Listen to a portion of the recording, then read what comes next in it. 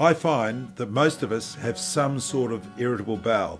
Now we can tell we've got irritable bowel when our bowels are a bit all over the place. Sometimes we go to the loo, it's a bit hard, it's a bit soft, it's a bit mucousy, and it varies from day to day. Of course, this is affected by what we're eating, but if it's going all over the place all the time, we don't want that. We want regular formed stools all the time. So we don't want people to have any form whatever of irritable bowel.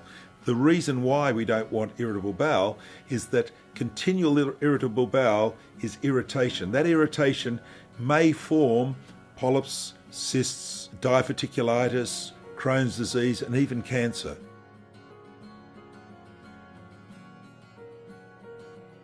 Now, in a lot of cases, stress comes back, and stress comes back into all of these scenarios, because when you're stressed, you pump acid into your stomach. The acid eats up the enzymes don't digest protein, and that protein forms mucus. The mucus is irritating, causing our problem. So all the things for stress, we've got to start again.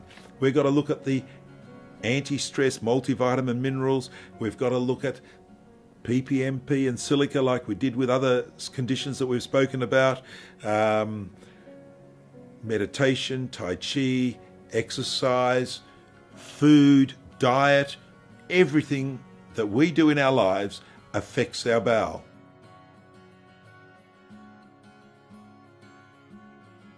What I read many, many years ago, that taking psyllium husk is a bowel re-educator.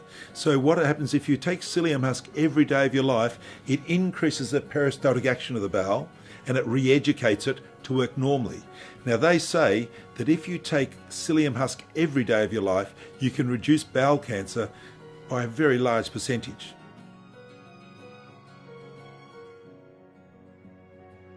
I personally take chia seeds every day.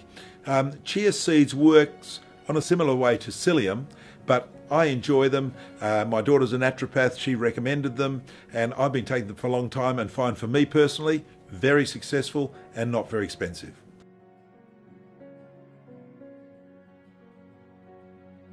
If you're extremely stressed and you live a very stressful lifestyle and you just can't get rid of it, you must then use all the supplementations.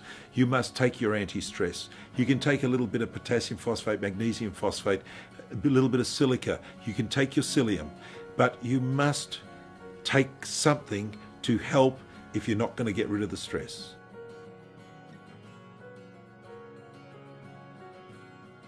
You know, my pet favourite in the Kraso's theory of digestion, red meat and dairy product are out the window. Now, I've got to tell you something. I eat red meat and I eat dairy. Once your system is digesting, absorbing and eliminating well, and it took me a long time to get my system like that, you can have small amounts of red meat, small amounts of dairy. It's good for you. But if your stomach is not digesting properly, you are not absorbing properly, and you definitely aren't eliminating properly, having red meat and dairy products can be poisonous.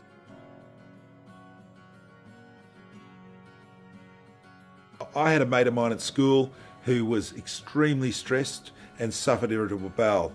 By the time he ended up going to hospital and being examined, they found out that he did have cancer, but it was too late.